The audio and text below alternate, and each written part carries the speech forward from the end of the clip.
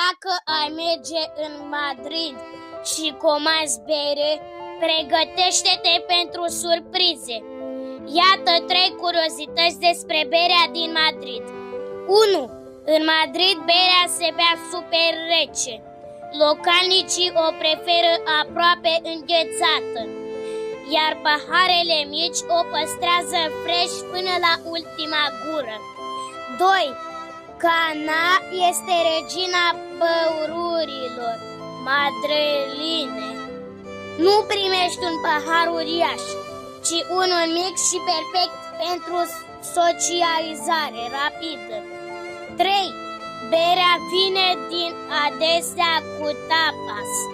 În multe locuri, când comanzi bere, primești și o gustare mică gratis.